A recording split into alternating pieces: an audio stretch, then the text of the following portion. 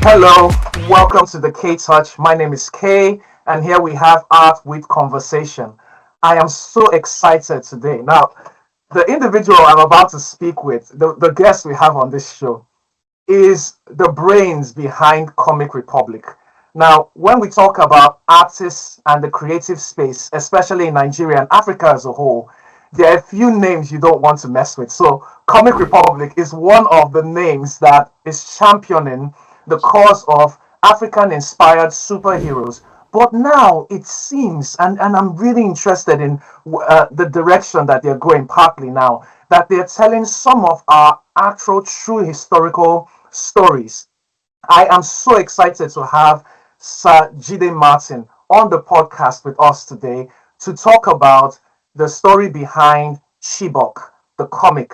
And for those who don't know, before I start getting into it, but Chibok is recounting the harrowing tale of the kidnapping of girls, school children, girls of school children age back in 2014, and it is talking about the efforts and all that happened around it, but also coming with a an interesting angle with which it is looking at it. Sajide Martin, thank you for coming today. Welcome to my podcast. Thank you for having me. I must take the opportunity to thank, you and gentlemen, people like yourself in the media space who are shining a light on what we're doing as a creative. I must say thank you, and also shedding light on African history, African story. Who are we but the story that we tell? And without people like you to be narrative champions, people won't even know what we are doing in the dark. So thank you again. Thank you for Oh, having me. oh Excited to be no, here. the pleasure is all mine, sir. I'm going to crack right on because I can't wait to start asking you questions. I mean, you are the creative brains behind the Ireti, Guardian Prime, Beats, Visionary. Wow. So please just be patient with me with a few of these questions that I'm going to be asking. So can I start from the top? Can you tell us what sparked the idea behind Chibok as a comic series? I think there are two critical moments, what we like to call canon moments as comic book readers, right? The canon moment is that thing that changes everything, and there are two for me. Hmm. Growing up, when I heard what happened to the Chibok girls, even before it became popular to talk about the Chibok girls, just hearing what was happening and just thinking about young women. I have sisters. I Hmm. have a mother. I have two sisters, and I know what will happen if anything happens to them, how I would want to defend and protect them. So I could relate with, the young ladies that were abducted and the way that they were. And we know what the Sahel region in Africa in general, the terrorism that has been going on in that region and the lack of security has been just mind blowing, in the sense that unbelievable to phantom the pain and the harshness people in that area are going through because of terrorism, and Hmm. understanding that they are mostly politically driven. So Yeah. when that happened, I was in disbelief, and I kept feeling like, as a Nigerian, we were not doing enough as men, and I do believe in that men should protect, provide, and preserve that. And as Hmm. men, I didn't feel like we're doing enough to protect our country. If I almost felt like I could just pick up arms and go and do something about it. And this was I call it the superhero complex in me. So Hmm. it Hmm. was painful. That was the first thing. And then seeing people all around the world, bring back our girls was the hashtag. Yeah. And I had a glimmer of hope that, okay, we're going to have international intervention. Hmm. But we did not. It was all publicity. A lot of people outside the country were shining a light on it, but I didn't see that translate to physical manifestation of people trying to come and really help us. You know how you watch these movies where you see some rogue agent just go Yep. in without the government permission and then, solve everything, and that Hmm. didn't happen. And every year I tried to keep up with the news, anything that came out on it. I tried to listen to see if these girls were going to be saved, and there were, splinters of, oh, this person was saved here, this person was saved there, but Yep. no major effort, both from our government and from the international Our community, to community. help Yeah. bring these girls back. It was more of people paying tribute. And I was like, if you think about the lives of the young girls themselves, this is not enough for them. We're not doing enough for them. Okay. Um, Vis-a-vis, I think it was about 2 years ago. So Comic Republic is creator led. Yeah. What most people don't understand is that I'm an artist myself. I'm not one of these people who are you know, enthusiasts who like the industry and are coming to Mm. profit from it. I breathe it. It's in my blood, right? I draw, I create. 90% of the company was me doing most of those things myself.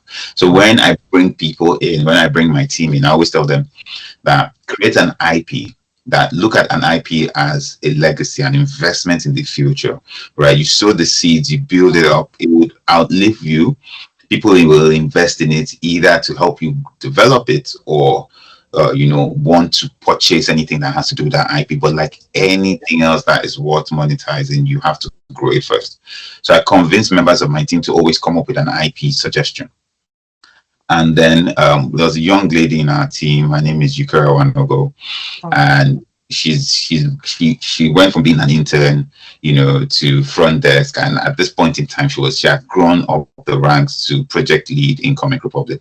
Mm. And she said, "Oh, she's ready to come up with an IP, and that she thinks it should be something about what happened to the girls in Chibok." And I was like, "That's brilliant." Mm. Right. And she wanted to call it Bring Back Our Girls or something. And I said, no, Mm. no, no, no, no, no. You know what? You've come up with the idea. I leave telling stories. Drop it Mm. on my table. I'll create an IP out of this. Just you, the idea should be about the girls, right? Don't worry, Yep. I'll do it. And so she left it with me. um, you know, I brought in my executive assistant Praise, and I said, I want to write this story. And with Praise, what I do is I bounce off ideas. She's been my assistant for 4 years, so she knows the way I think. And then we started bouncing ideas back and forth, and then we started putting pen to paper. So I started first with you know how do we express, how do we show people what the girls really went through, but at the Mm. same time I wanted to take the girls from being victims. I wanted their story to go from just being victims to what we can do to make this Mm. better. And I decided that I think the victim should also be the protagonist of this story. So we started writing this mini story called Chibok. We decided to call it Chibok because Mm. I feel like we should not forget the essence, what it happened, what it was about. And we titled it Chibok. We decided to make the story about two girls, following real life events. We did a lot of Mm. research. So, quick tip, a lot of the things that you see happen to the girls are things that actually really happen. At least within the first 3 to 4 stories, we try to stay historically Consistent with it. Yeah. consistent with it. Yes. Of course, there'll be a slight fictional twist, so maybe we'll change the names and one or two Mm. things. But these are actual stories from people who were discovered, found, or people who have died, and we wove that into the first 3 episodes, and then we're adding the fictional parts of it on their journey through enslavement, because that's what it was. That's what it was. Yeah. Yes, up until some kind of redemption. Mm. So thank you for a very interesting introduction, and I'm going to come back later to your creative process and how that goes about. But this is really a bold move for Comic Republic, and I can't wait. I mean, we're going to also go if there are any other stories coming out in terms of Nigeria's history from Comic Republic, because I can only imagine this thing going places. Um, well, can you tell us a bit like how do you approach the story with the sensitivity that it requires? Because a lot of this, I was looking through of it, and I'd like your permission to show a few images once this is ready. But I was looking at some of the artistry, and I was blown away. But I couldn't help but think of how that would trigger readers. So I wanted to know from your thoughts how you see approaching it with the sensitivity it deserves. So the very first thing is to respect the culture and the people that it affects, Hmm. right? Is to try and portray them in a way that is sincere, but yet highlighting their way of life, Hmm. right? So, for example, if you notice in the comic books, the ladies are proudly dressed in hijab Yeah. throughout, Mm-hmm. right? And that was one of the things that we're like, look, in no way are we going to desecrate this mode of appearance or the way that they dress, Hmm. right? And then also, we looked for lack of a better word, a northerner to help us run through to see is there anything here that would be offensive. Hmm. right? Also with the dialogue, also after it's been carefully read and written, and our head of writing, he's very particular, he's risk averse. A Mm, gentleman called Wala Abelenje, and he went through the story 3 4 times, and there's so many things. He's like, no, this is triggering, this is upsetting, let's take it mm, out, let's do this, let's do that. And then we now again got another now who speaks the language fluently to help us in places where we were translating, just to make sure that even in terms of the speech, it actually sounds um, real. Then we tried as much as possible at the places that are talking about the real people. You yeah, know, we did a lot of research, newspapers, books, and some of the things you hear are literally quotes from real people, right? That we've put into the story. All of this so that we respect the culture and the place, while yeah, we need to tell real stories, because we need to let the world know what's really happening. Let's not be afraid. We see this about the Western world every single time we're hearing about how terrorism affects places like America or Europe. yeah. What people don't understand, we have the Sahel region. If I can easily say is the bedrock or the birthplace of where most terrorism breeds, and yet we're not tackling it as much as we should because there's improper. Mm, So we thought treat the material with respect while simultaneously telling this crucial story, because we still sorry. have some of those out there. Wow. And I've already read the first two episodes, and it's already it's you can see the how it's building up, and I can't stress enough the class with which the tale is being told and delivered. So thank you for that, for two really phenomenal episodes. I wanted to know if, in terms of, because you've mentioned, getting some facts, did you have any survivors, if it's comfortable to say, any source that was from anyone who witnessed events in there? Oh yeah, so the good thing is that the story itself has been very, very widely reported, True. Yes. right? And so there are a lot of people who have survived, and the media has done a substantial amount of research on. And Mm, so we did a lot of our let me say storytelling was gotten from the eyewitness account of these yeah. people as reported in the media. It was Okay. it was very, very conscious. Now, to be honest with you, we did reach out to a particular CNN presenter. Mm, I'm going to leave the name out.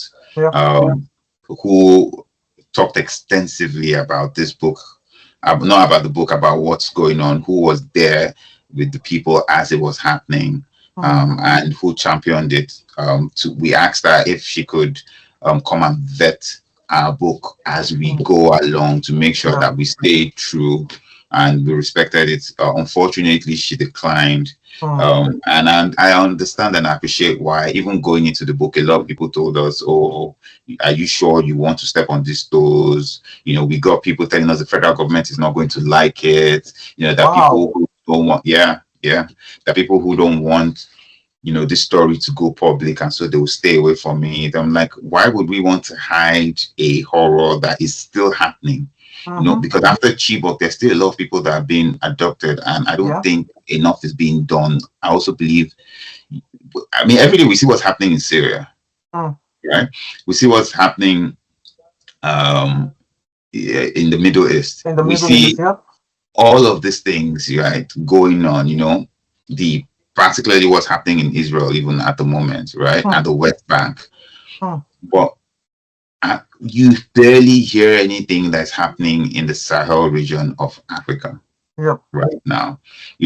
All you're hearing about is about a military president that the West are trying to take out. But Yeah. we're not talking about the victims, the foot soldiers. We're talking about the important people and head of states, important people in court. Yeah. So I don't think we should be afraid. So to answer your question, yes, we do have eyewitness accounts, but we didn't speak to them directly, but we Yeah. took the eyewitness accounts from reporters who have spoken to those people directly. That's really, yeah. Thanks for that, and I completely agree with you in terms of not hiding the story. I don't see the benefit in not telling it. I mean, I am in a foreign country, and there are sometimes I get into conversations, and as much as I want to represent where I'm from, and I'm proudly Nigerian anywhere I go, I don't like sugarcoating things. So when I tell people what I love about Nigeria, I also tell them things that could be improved on and things that need to be changed. There's no, because the truth is, why am I sugarcoating it? Everywhere has challenges, but let's say it's the way it is. So I was just blown away by this story. But let me just take this a bit further. In terms of your creative process, how do you come about with a masterpiece like Chibok from start to finish? I have tried making a comic like artists usually do when you're young. You already see the Captain Americas, the Superman of the whole. And I have watched an interview where you talk about those characters. But how do you bring these characters to life? What's the creative process like? Oh wow, you want your show to be 1 hour long, but let me I'm sorry about this. I couldn't. How often will I have you on my show? I was just thinking of what I would ask you.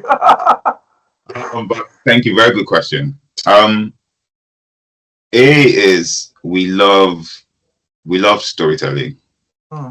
We love the medium of storytelling, and then we also love their African narrative. And so, because of the passion that comes out from anybody that's coming into Comic Republic, one of the things that we try to find out is your love for you know all of those things. Hmm. And so, the very first part is taking the material and the medium seriously, and not just treating it with excitement, but treating it with professionalism. Hmm. And so we do that first with a lot of research. Okay.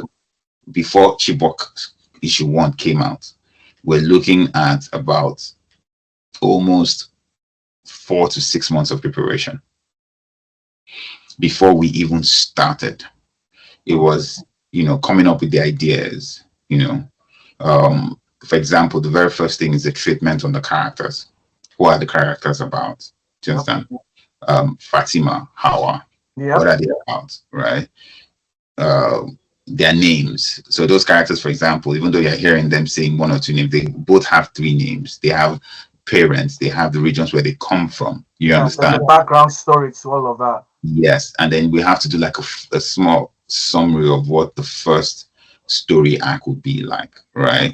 Hmm. Sometimes we do as much as 50 something pages of just world building. This is not even the story itself. We have to Hmm. do like a short summary. And this is the beginning, this is the middle, and this is the end, and these are all the things that are gonna happen in between before we even start fleshing it out. And so that's the first part. And then we run this to, we have 2 parts of that process. So we have the head of conceptualization and characterization, and then Yep. we have the head of story writing. So those 2 departments and heads have to approve the story concept, right? Hmm. Immediately after that, we go to our art director, who works with the head of conceptualization to come up with the characters who will live in that world. Yeah. Right. Once all of that is done, then we start to pick the team based on the type of story. So we don't just say, "Hey, you can draw, come and do it." Oh, no, no, no, no. You're like, okay, whose art better depicts the mood and the storytelling here? So, for example, if you're looking at a comic book like Vanguard, you will see that it will be completely different from the mood and the story of something like Chibok or even Hmm. something like Ajer, for example. Yep. Yep. So you look at all of those things, and we use that to carefully pick the team. Okay. And then after once we're done picking the team, we also pick the editorial team. The editorial team are the guys who are going to do the lettering, and then all of the later finished effects in terms of sound effects, and then piecing it together into a book. So Wow. that's in its summary. I could Yeah, flesh it yeah, out. yeah. I can appreciate it's a detailed process, more detailed than you told me. So thank you. I respect you for summarizing it that way. Let's now look a bit about the message to Nigerians. What are you hoping to achieve with this? What's the end goal? And if you could please link that as well with how this comic will be made available to, because I'm thinking you have some target audiences you're trying to reach. So can you help us understand that a bit? Okay, so the message to Nigerians, there are 2. First things first is to the women, right? Hmm. Um, as men, right? In terms of security of this country, I personally feel like we have failed our women. I Hmm. don't feel like we have done enough to protect our women from the people who would want to do harm. Even. So we are hoping that the story of Fatima and Hawa will show how women can also take charge and come back from despair. Hmm. You know, um, we live in a world where sometimes women are suppressed, and a lot of things could have gotten better if they could fight for themselves, where the men are absent, and sometimes where the men are the ones who are the predators, right? Yeah. And which I believe is what is happening when you have terrorists who are mostly Men. men and sometimes women preying on the weak. And it really doesn't matter the gender, as long as there's somebody preying on the weak. I feel Yeah. like whether you're a man or a woman, you should defend yourself. So I'm hoping that the story can push, women to start to think about survival instincts on their own. So that's one.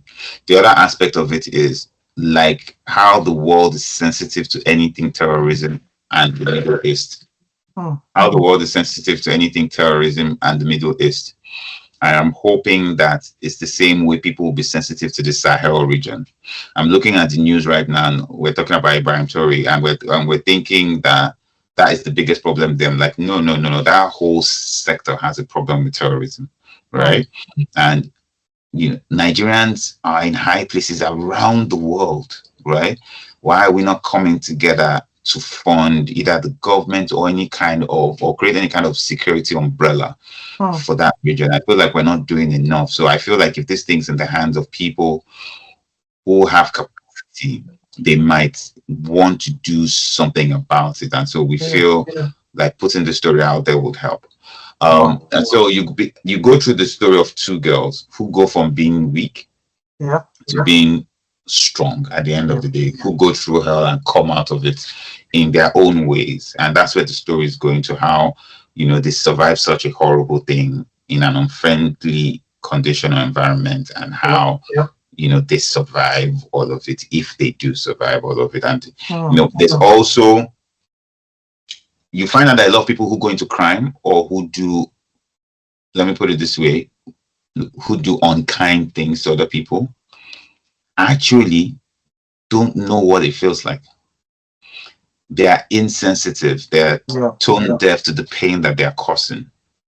So, it's something that's happening a lot these days where you find a lot of people that are just insensitive, don't understand how much hurt they cause other people until they experience it themselves in an emotional way. And you find that it creates rehabilitation, it makes them change. Hmm. So we feel like, if people see how painful it is, the amount of pain they cause, if you've read the book, we focus a lot on the pain that the women are going through. Yep. Right. And so you might start to think this is not right. Maybe we shouldn't be doing what we're doing. So we're hoping that the book also has that kind of effect. Eventually, the plan for the book is that, and we're actively, seeking it to be converted into some kind of TV series. Oh, I knew that's what we're. That's good one. Yeah. Yes. So that, it's on a wider medium and people can actually experience it with their, with more senses than just looking and reading, but they can Hmm. hear and then they can feel the actors bring it to life. Yeah. That way we do feel that they might be, I mean, if you look at recently, there's a movie on Netflix called Adolescence, right? Yes. Uh, and there's now more, the light has been shed on what young men go through Go through. at a Yeah. certain age and how it can, if how it can affect what they do altogether. We feel that this will also shed light on, the militarization of the Sahel region, Yeah. the lack of security in that region, In that the region. lack Yeah. of infrastructure in that region, what the international community can do, what the local community can do, right? Why we should be putting more investment in those areas. And this is investment in security, not investment for return. Hmm. Things like that. We're hoping that the comic book will be able to push all of that message, to the Wow. consciousness of wider audience. Thank you. Thank you. That's I'm glad. At least I'm happy that it's because I didn't know about it. I'm happy that I got through to know about it through media such as Instagram, for instance. It shows how accessible this information can be. Um, Tell me about. the feedback that you've gotten so far from people. I mean, you've already gotten me as a fan, but are there any other stories or feedback you would like to share? Oh, it's been amazing. I mean, we're just 2 books in. Hmm. Um, Yep. just recently, there's an award body in the US, and they have 8 categories. And Chibok was nominated for 7 of those 8 Wow. categories. Yes. So it's already, and this is a body that we have no affiliation with, you know, Wow. we don't know. And it's just been amazing. I mean, speaking to you is one, Hmm. right? And we've just been getting a lot of this is at least the fourth interview so far for a book that's just 2 issues in, Mm-hmm. right? On this particular book alone. And this is us not seeking marketing in any shape or form. It's the same way you reached out to us to say this is something that I want to talk about, and Yeah. rightfully so. We understand. So it's doing what it's supposed to do. We're excited, and we've gone from being worried because we did get a lot of worry internally. I remember the head of writing being very worried. That some people don't come and visit us in our offices, Hmm. and we're like, some stories need to be told, right? Yeah. So the feedback has been amazing, and That's we're good. grateful that we're telling the story. That's really good. I'm yeah. I can only hope and wish for the best, and I'm excited about how it is going. So tell me about the Nigerian comic space. We're still going to go back to some of the stories you've been telling, but I want to know about your experience in the Nigerian comic space because you've been doing this now for I think about over a decade, 12 years, 13 years. So can you please just share with us what that experience has been like, telling these stories and what the Nigerian comic space is like? Oh wow. It's a mixture. It's an exciting mixture, right? I think about the community and I am constantly rejuvenated for the good and the bad, Hmm. right? So first starting off, we started at the point where nobody thought it was anything serious. Nobody thought, we had 1 or 2 people that were doing things by the side. Yeah. I think it was only one person um, who decided to make it a business at that point in time, but it wasn't even focused on comic creating itself. The gentleman named Ayodele, he created comic convention at that point in time. Hmm. And, I still respect his foresight then because we didn't have comics. We just had people No. who were doing it as a passion at Hmm. that point in time, right? But I took that and said, okay, why don't I actually create a business out of making comics itself, right? Um, and that was very interesting. And even up until recently, we made the comic books free, right? Um, I was going to ask you how that is even a possibility. That was going to be one of my questions, but you jumped the gun. Tell me about this. yeah, well, I'll come to that in a second. So keep the question. Don't worry, you come Okay. to that. Yeah. Yeah. Yeah. I've gone through the humbling process of seeing how you can be helping people, and I say that every day. And the very people that you're trying to help fight you, there's a and I see it in this generation where you do something kind and they're expecting more. So you do something and they're like, but you didn't do this. You didn't do it at the Hmm. level. And I don't have to do it anyway, but why are we not appreciative? So there's that aspect where we're creating comic books free and um people are looking for the next best thing that they have to pay for. Simply because people are throwing promises on real promises at them. So I've gone through that phase where, gaining the interest of the community, gaining the interest, and for people to see what is really necessary. And which is why we put the books out free. We wanted people to grow a culture and actually believe in Yeah. African comics, because till right now, till today, you say something about Superman and Spider-Man and people are excited, but this is a community that has been growing for almost 100 years, right? The Yeah. Superman and the Batmans, and Hmm. we were 13 years in, so we needed to build that culture and build it really fast. And the best way to get people into something is to give it out free, right? Wow. Then the other aspect is we're working hard on building infrastructure, right? As a creative in Nigeria, we're too bent on collecting handouts, We're constantly looking for people who would help us. We're constantly looking for people who come and invest in us, but we're not creating infrastructure ourselves. Yeah. And so for me, it was very crucial that we create infrastructure. Hmm. Um, I can see it already. You're a visionary because like I said, I was doing comics, but it was all local. I never thought or phantom that there was ever a time that we would have Nigerian comics inspired by Nigerian tales. And even when I was inventing comics, like I heard in one of the interviews you'd given a few years back, where you said some of our comics were seem to have a westernized background. You can almost taste the western aspect of it.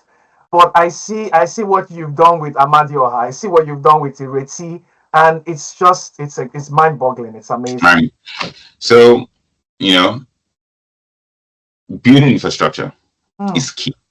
That way we own our own fortune. Right now, we create comics and we put it on platforms like Webtoon, Global Comics, and stuff like that. Comic Republic has its own platform where with 1,000 naira you can read all of our books presently. 1,000 naira subscription, Hmm. and where from that subscription we'll be paying creators, right? Who can now take this as a serious business and make money from it. And it belongs to us Nigerians. We don't have to, you know, follow the rules or have to succumb ourselves to the agenda of aliens to our country, Hmm. right? And it's the same thing that we're doing now with Motion Plus, where we start creating animation, and we are going to Yeah. create a platform where people in Africa can come and place their animations and then make money because it will be subscribed also. And all of this will be Nigerian or African owned. And so that's the plan, and that's the environment we've been growing in. It's been interesting. Um, we live and die for the community, whether the community likes it or not. Um, we know that the community will come to appreciate the goodwill that we're doing. Like I said, we've been giving our comic books free up until this year, Hmm. and that's 12 years of free comic books, simultaneously paying creators to make those books, simultaneously building the industry. Um, and we're proud. We're proud that we're doing. That's an amazing one. An amazing one. Tell me, sir, are there any other stories, I mean, in the pipeline, that because Nigeria there's a lot that's happened in our history. And I really like something you said about one of the motivations behind telling this is so that the story itself is not forgotten. Because I know that I worry, and a few of my friends in diaspora, when we talk about losing culture, losing heritage, Nigeria will always be there. But there's a lot of our history that is not documented in a way that is accessible to the present generation or the generation after. It is only documented in a way that my fathers and their fathers before them would have access and understand the information. So I'm just wondering what Comic Republic is going to be doing towards this, if there are any plans for that. Oh, there's a lot. I don't want to. I don't want to Okay. reveal. Let's put it that I'll way. leave you there. There's a lot. So one of the things that we're doing, and I'm sure you'll have noticed it. So, for example, we're doing good and bad, but we're doing a lot more stories focused on grounded things that happen to people in Nigeria, things that happen to people to us here, right? Hmm. Um, we signed a deal with Universal Studios to convert the Vanguard's universe to TV and film. So for Oh. us, that feels like we have started our spandex wearing superheroes out, right? And so right now, strategic wise, we're focusing on franchises that are more grounded, right? Let's allow Universal to do their thing, right? Hmm. And that is live action, it's not animation, which is why it's taking a little bit of time. Hmm. Um, so we're focused on a lot of stories like what you're talking about that will talk about what happened, our historical facts, what happened to you and me, Yeah. what's happening to us now, the issues we're having as human beings, and how we can move forward from there. Wow. Wow. That's exciting. I can't wait to engage with all of that. Um, How can you? I'm sure you've already said a bit about this. How can you balance entertainment and real life storytelling without compromising either of them? I mean, I look at something like Chibok and the way it started. I'm not going to spoil it for anyone, but the way it started, I was like, oh, well, I can't remember this being any part of it. But then I now started seeing when it moved back in the past and came to the. I was like, okay, now I understand what's going on here. So, please tell me a bit about balancing entertainment and the real life events. So the first thing is making sure that I'll say that your source, you're staying authentic to the source. Hmm. And staying authentic is not the same as staying true to it. So staying true to it will be following it exact frame by frame. Staying Hmm. authentic is making sure that its foundation, all of the things, the building blocks of it is as close to realism as possible, right? And then from there you can start to build, add a bit of fiction to it. Also, because of legal reasons, you need to fictionize something because you can't tell a real story about a particular thing or event without offending one or two people. So Yep. that Yep. way, you take those things and fictionize them just a little bit, and then you can build. Now, the things that you fictionize, make it clear that this is fiction. So, for example, if you're looking at Chibok, you can easily tell, you can see how we're switching to the part that's completely fiction to the part that is Yep. actual history, right? And Mm-hmm. so at every point in time, you will be able to say, okay, yeah, we've gone into the movie part of this thing, and then we've gone into the history part of this thing. Yep. That way, so it's making sure each part is standing out and making sure it's not mistaken. Where this is the fantasy part of the story, and then this is the Yeah. real life part of the story. So that's how we balance it, making them distinct, true, and original to their genre. Okay. Well, you've already answered the part where I was going to ask if it was going to evolve into anything more than just a comic book, because I can see now that there are plans in the works. Um, but what do you now? We're slowly coming to the end of this, but I want to know what you expect teenage girls and young women to take away from this. What would they be leaving after reading this comic? Your life is yours. You have a responsibility to Hmm. defend yourself, right? And when I use the term responsibility, and this is even for the men, if you love the women around you, empower them to be able to defend themselves, right? As men, you want women who are confident to defend and speak up, right? While simultaneously doing it respectfully. So you want to build a generation of women who know how to respect their fellow human beings, not just men. Yeah. We're in a world where we're living that world anyway, where some people think that a man oppressing a woman and putting a woman under control is the way forward. No, no. If you have another person who respects you and loves you, but yet is capable on their own, then you're better off yourself, Yep. right? Because you can't always watch your back. You can't always also watch the woman also. So I want young girls to understand that the responsibility to take care of themselves, to defend themselves is theirs, right? And if they are blessed enough, right, to have a man who has taken that responsibility as his own, they should still ensure and try to make sure that they still build the capacity, either financially, physically. Women should exercise more. Women should look out for things on survival tips. Women should learn Hmm.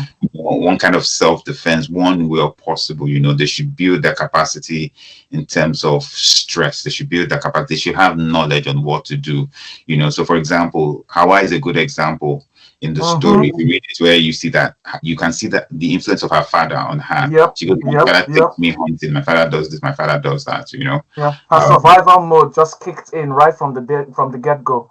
yes, so that's what we want young girls to take out. That the responsibility to take care of yourself is yours. You might find yourself in situations where your protector or provider might not be around. You now have to become the protector and provider. Hmm. And this is really important, sir, because I'll say at this platform that I have two daughters, and even running up to this interview, I had to think to myself. I said, well, how am I daily contributing to their confidence, and how they take care of themselves, how they protect themselves, protect others around them. And it was one of those moments where I had to hit myself in the head, say, well, you must do this and extra. This will help them a bit more. So yeah, thanks a lot for sharing that. And yeah, I can see how as someone you don't want to mess with on a normal day.